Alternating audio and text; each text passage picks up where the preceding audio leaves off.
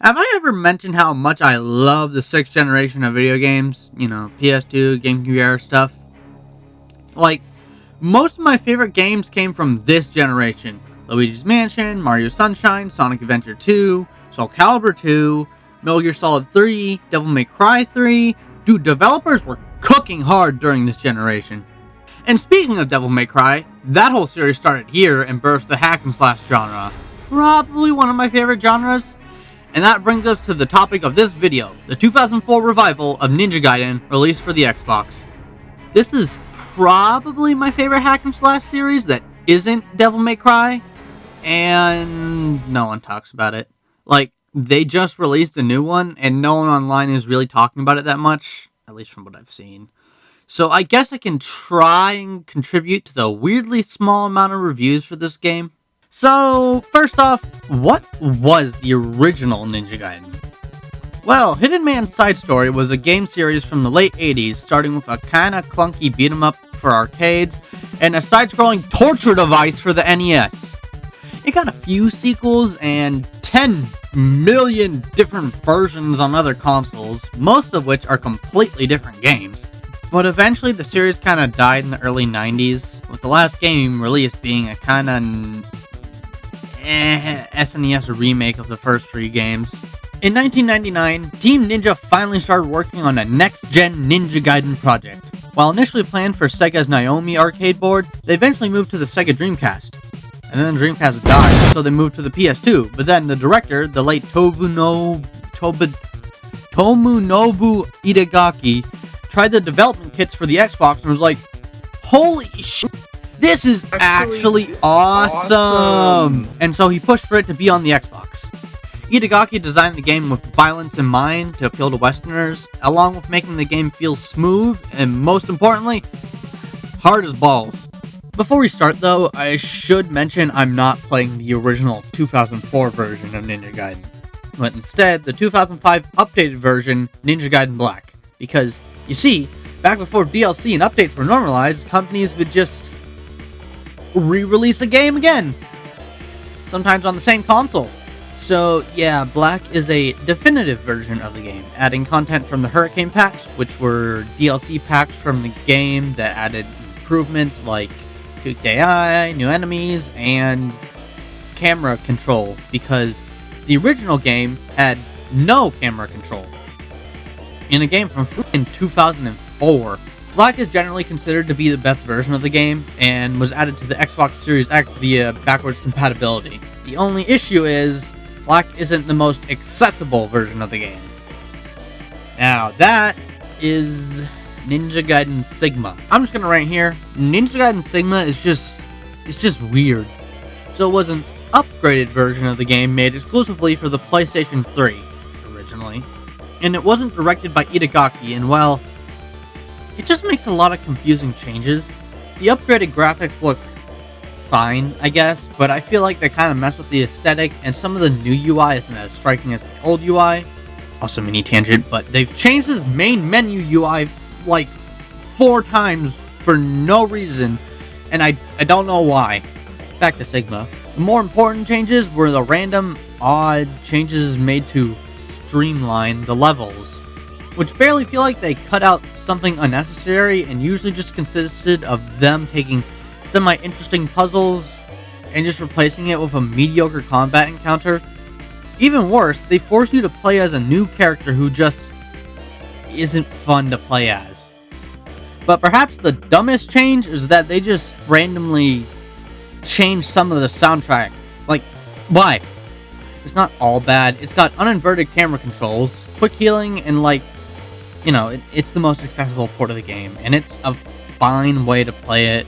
Heck, it's how I first played it, but Black is better in my opinion, and if you can play Black, play Black. But finally, let's play the stupid game.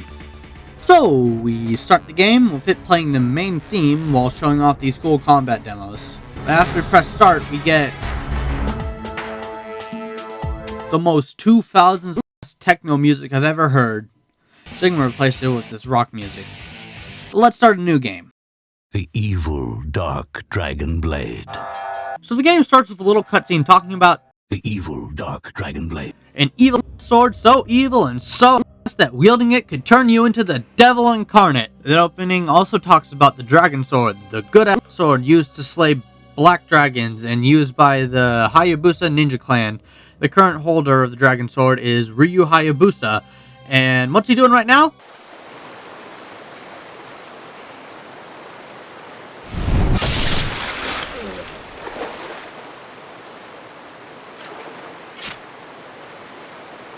Killing people, I guess. And what does Ryu say about killing someone who was clearly just minding their own business? That ninja had gaping holes in his defenses. Well, you didn't need to kill him for it. Well, after stealing his shit, we start playing. So first off, this game looks really good for 2004. The Xbox was a really powerful system, and Ninja Gaiden is a really good example of that. But not the best example of that, shockingly enough. With really nice lighting, really detailed models, and a smooth 60 FPS. Not only that, but all the animation feels smooth and fluid too. What about the controls? The game has a pretty standard control scheme, where you can jump, roll, and has the ability to run up and on walls for a bit. One of the weirder things is the added camera system in Black, because you have to turn it on. Like, you click the right stick, and then you can control it, but like, why would you ever want that off? It's not like, I don't know, Metal Gear Solid 3, where turning off camera control gives you these nice fixed angles. The camera is always following you in a third-person perspective, so I don't know why you need to turn on the camera controls. Anyways, we walk through this opening section, and eventually we encounter our first enemies. The combat in Ninja Gaiden is pretty typical. You got light attacks, heavy attacks, and you can string them together through combos and such. The more unique part comes from the essence charging mechanic. So basically, if you hold down the heavy attack button, Ryu will start charging his weapon.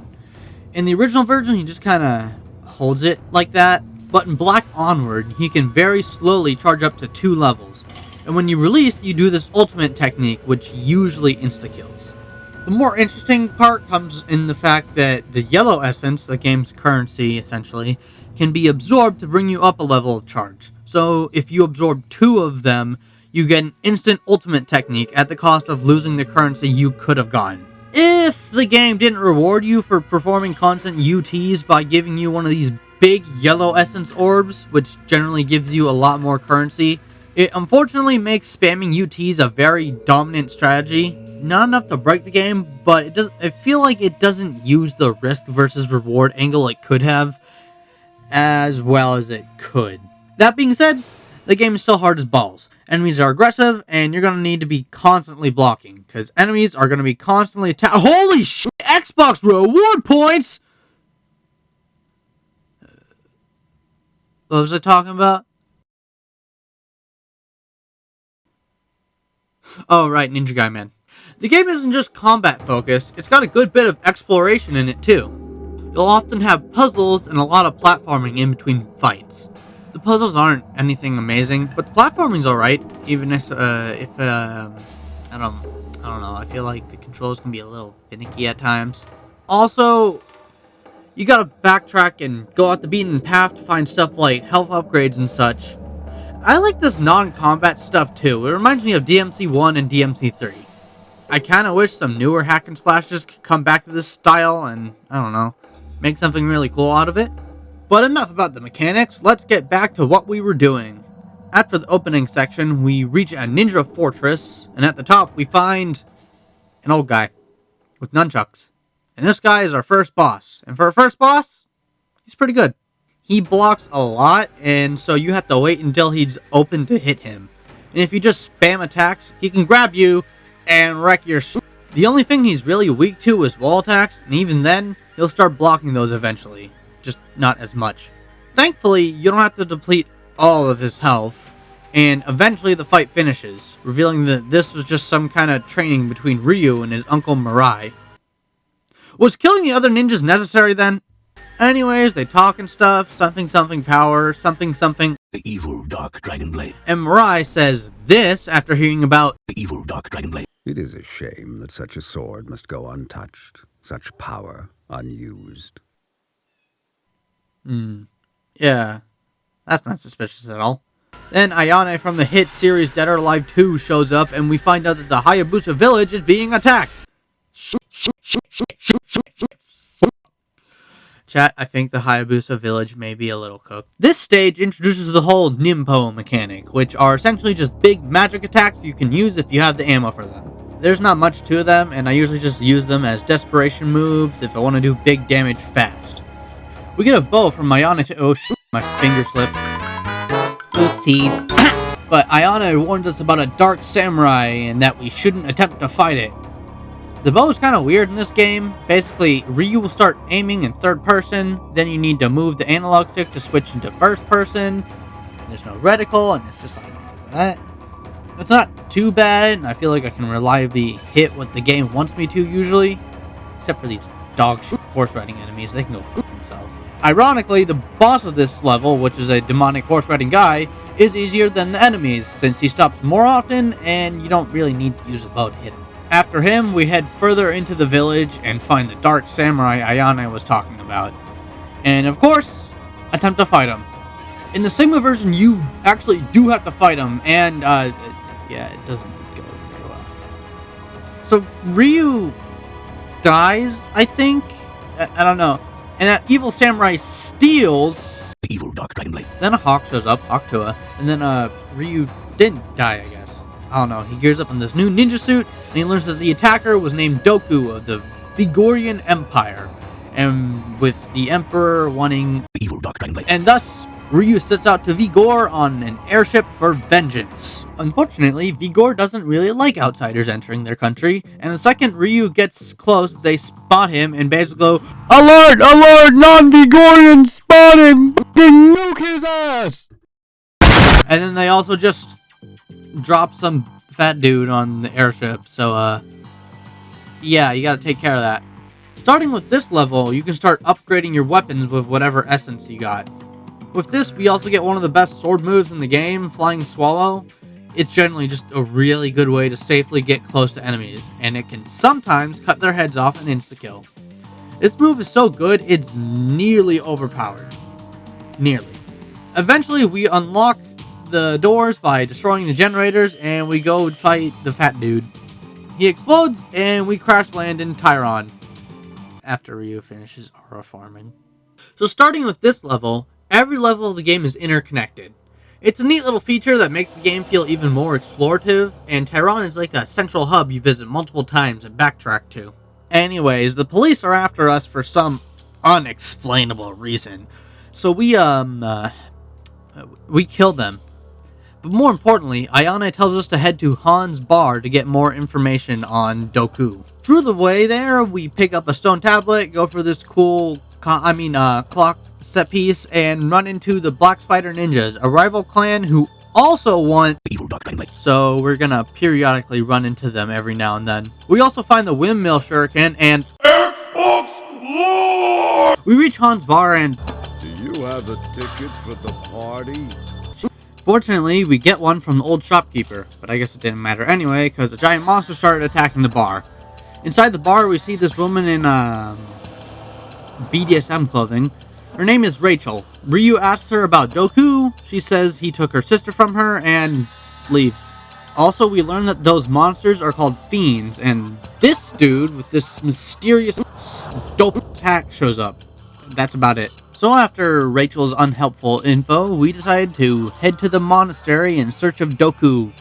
Along the way, we have to fight off these giant red fiends, and we come across Rachel again. She talks about how her sister turned into a fiend, and then gets eaten by that. So we fight it. It spits her out, and then Ayane shows up talking about how The evil dark dragon blade. is growing in power with all the bloodshed going around. And then we see the hat guy from earlier and this eviler dude watching over us. Finally, we get into the monastery. Inside there, we have to fight these Reaper fiends who are kind of annoying, to be honest. They teleport around a lot and are just kind of hard to hit. We also find another tablet and explosive shurikens, which I don't really use much aside from the puzzles that use them, where you just wait for yeah, a little irritating. We then open a passage underground and jump down, and then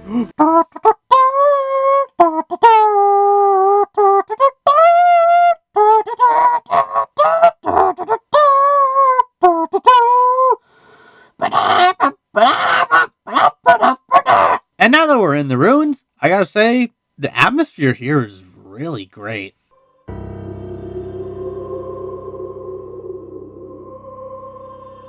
In these caves, we find the Vigorian flail, which are essentially better versions of the nunchucks, and to be honest, one of the best weapons in the game. Might as well call it the Vigorian flail. Oh god, this video is gonna be so fucking dated. Oh my god. After killing some bugs, Ryu accidentally spills their blood on this chalice and revives the dead. So now we gotta deal with these zombies and these zombie archers. This one in particular is a complete oops. But once we take the chalice and put it here, we fight a giant dragon skeleton. This guy is probably one of the giant monster boss fights that I think is actually pretty alright. I think it's probably because of how well telegraphed his moves are. The dragon dies, again I guess, and falls down, opening up a hole in the ruins. Heading down there, we deal with more zombies, and then get knocked off this bridge and have to solve these 2 puzzle rooms. The blue one is fine, but the red one expects you to aim at these little things on these swinging spike balls to slow them down, but they can still hit you very easily, and you can't refill your arrows, and you can only have 15 arrows on you, so it's not exactly like you got a lot to go around. So yeah, not fun. Oh, but what's in store for us behind the door that these rooms unlock?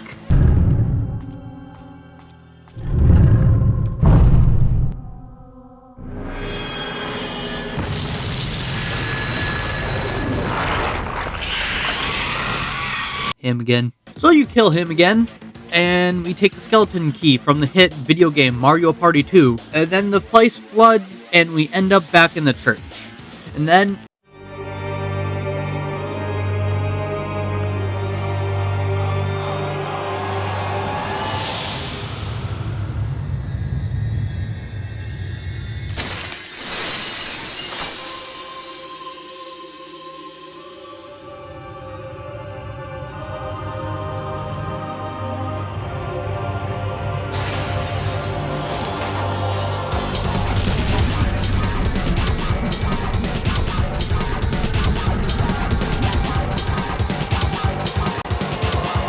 we have to fight whoever that is. This is definitely a huge skill check of a boss. I remember being stuck on her for a while, and yeah, she's tough. She floats around a lot, moves pretty quick, and can even grab you and knock quite a bit of health off of you. The only way to stagger her is through a well-timed flying swallow. I was gonna say she's kind of annoying to fight, but looking at this footage, I think I might just be a little shit at this game, which, I mean, I already knew, so it's nothing surprising. After we defeat her, she fucking explodes the church, and then Rachel shows up to try and kill her, but hesitates. Why? Because that's her sister Alma, the one who got turned into a fiend. Then Tyrone goes on high alert because of the whole, exploding church, so Ryu heads out, leaving Rachel alone, where Doku proceeds to wreck her. Fun fact, if you go back in the church, you can find Rachel's weapon, the Warhammer. The weapon kind of sucks, but, that's neat. So, we start fighting off the military, getting a new bow to replace our old one, and also just kind of avoiding a helicopter for a little bit. Yeah, I think this is probably, the only other good change from Sigma, because they just replaced this with a boss fight. A reused boss fight, but it's better than, this. After that, we open the gates and get taken to probably one of the most hype moments in the game as Ryu just raids the military supply base, fights off 2 tanks, a helicopter, takes out a radio tower, and then crashes a train, all while this absolute banger of a song plays in the background.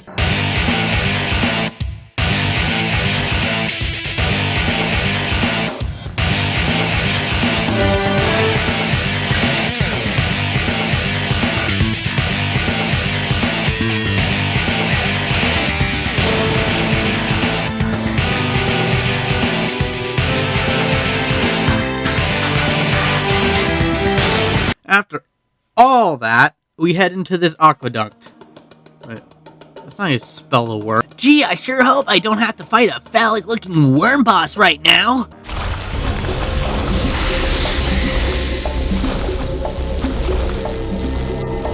Damn it. After fighting 3 of these things, we obtain this thing called the Brand of Valor and summon that dead dragon dino thing. It's built kind of like a wyvern. I don't know, the boss is kind of mid. And after that, we end up in the worst level of the game, the Moat of Zarkon. It's a water level in a game with iffy and kind of slow swimming, with barely any combat. Yeah, it's not fun. The level ends on a really great note though, as we end up back in the caverns and take this elevator up to face with Doku. Doku's fight is pretty good, being one of the few bosses that are, one-on-one sword fights, and so he's manageable but still challenging. If you're brave enough, you can even initiate a blade clash with him. I didn't, though, because I played pretty defensively. After killing Doku, he tells us he gave to the Vigorian Emperor before disappearing. After that, we're able to take Doku's sword. It's mostly just a copy of the Dragon Sword with a more intense UT and a life-sucking move, but it's cool nonetheless. After doing this platforming puzzle that I took way too long to figure out, we end up in this ice cavern, get the Shield of Vigor, and we find out that there's a lava cavern in the ice cavern. Whoa! Also, we get plagued by the evil white line and find the final piece of the tablet we've been collecting. We make a cog, fight that. We also fight another penis worm and get the Eyes of Flame and Ice and use it to open the door to our next boss, a dragon. And I don't know why, but for this playthrough, he went down real quickly. Usually he is one of the harder bosses. After he dies, we do this insane series of wall jumps and get back to Tyron, which is now dealing with an infestation of fiends. We use the tablet we've collected throughout the game, and it opens up these warp portals. And this one sends us all the way back to Hayabusa Village. Ryu visits the graveyard and mourns his childhood friend, who I didn't mention her, but she died in Doku's introduction cutscene. That's her. Her name's Korea, I think. But Ryu takes the amulet from her necklace to awaken the true dragon sword. So essentially, it's got like a few more combos, and it glows now. It's cool. We go through a few more warp portals and find Rachel being sacrificed for the fiendish awakening as Alma mutates into a brand new form, and this boss isn't very good. It's like her previous boss, but if the hit detection was shit, so she just ends up being super irritating. Eventually, after taking care of her, Rachel is about to be killed, but then Alma sacrifices herself, saving her. We enter the pyramid, where the sacrifice is happening, and do a big old puzzle, which raises the pyramid and lets us get into the Zarkon Labyrinth. In the labyrinth, we find a portal to the Fiend Realm, and then this guy, Marbus, he challenges us to beat him by, not actually fighting him, but just fighting off the very basic enemies he summons. Fraud. And then the game introduces these dog ghost fish enemies. Basically, they latch onto you and bite you, and that's fine. But the annoying part is that the other ghost fish there will also latch onto you, and it takes way too long to get them off. Now, the game does give you a solution of use the Vigorian flails, and they do work, but you're still open to damage during your combos, and these ass fish will attack you 9 times out of 10. Thankfully, they're not too bad in normal mode. Hard mode is another story. On a lighter note, the Black Spider Ninjas, the guys I mentioned way earlier. Yeah, apparently their master doesn't want for power or anything. Their master just wants to grind it up for herbal tea. Huh. Anyways, we fight Doku's ghost, and it's not nearly as good as his normal fight. He pretty much has the same problems as Awakened Alma. You take the normal fight, but you mess up the hit detection. So after he dies again, he goes, Ryu Hayabusa, more like Ryu Hayabusa. So after being turned blue, we head to the Vigorian Imperial Palace. They have this thing where each room is like an enemy gauntlet you fight through. Between each floor, we go upstairs filled with these stupid ghost fish. And then we go back to the Fiend Realm and fight off 2 bosses we've already fought in, and then Marbus actually fights us. His fight is kind of like, it's just kind of like an easier version of the first Alma fight. After the fraud has been vanquished, Ryu ascends up these bone stairs and then falls down and finds the Vigorian Emperor himself. And we fight him, and his fights are freaking weird, man. The first one has you on this floating platform, and you dodge these lasers, and I mean, it's not bad, but it's just kind of Why? Why is it like this? Why is it all gimmicky? I mean, at least the music's good, I guess.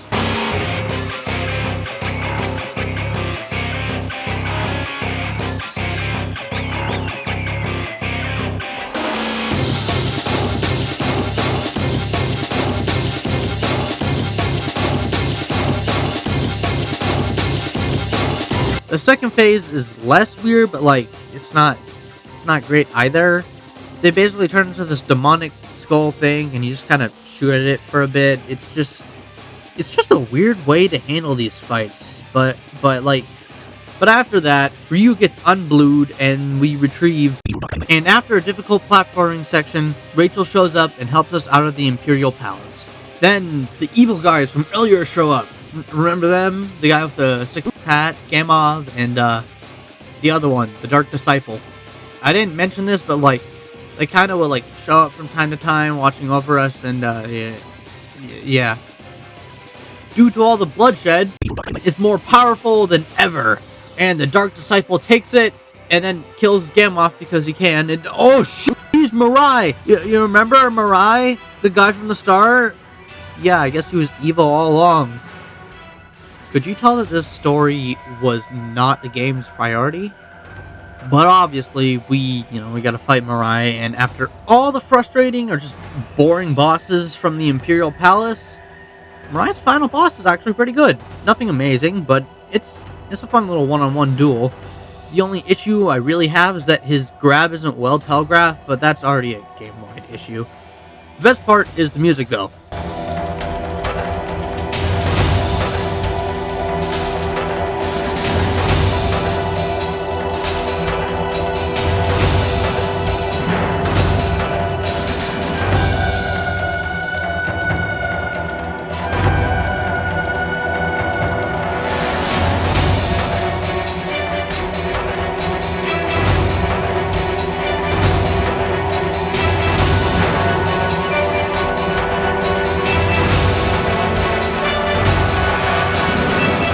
Slaps. Once Mirai's dead, Ryu takes and shatters it.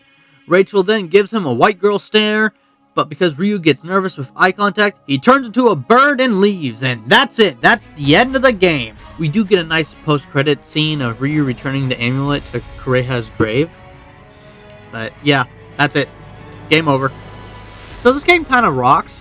While the campaign did kind of get iffy near the end with the Imperial Palace, I thought everything else was really good. Like, genuinely, I have not found a hack and slash this investing since I first played Devil May Cry.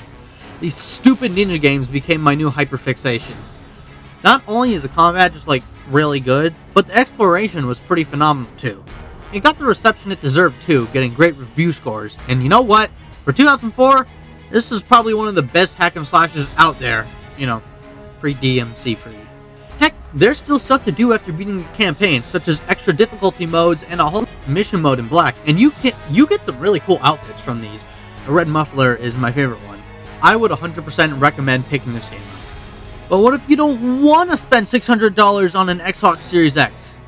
It's okay, I got a solution. Buy an Xbox One instead. Now, with Ninja Gaiden selling pretty well and getting lots of praise, of course a sequel is made.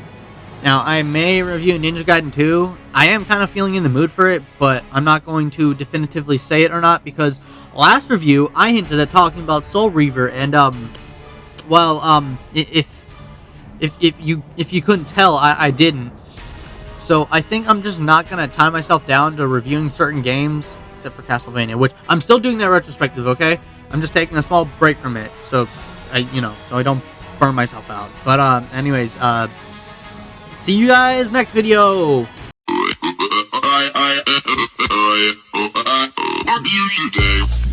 You stupid nut!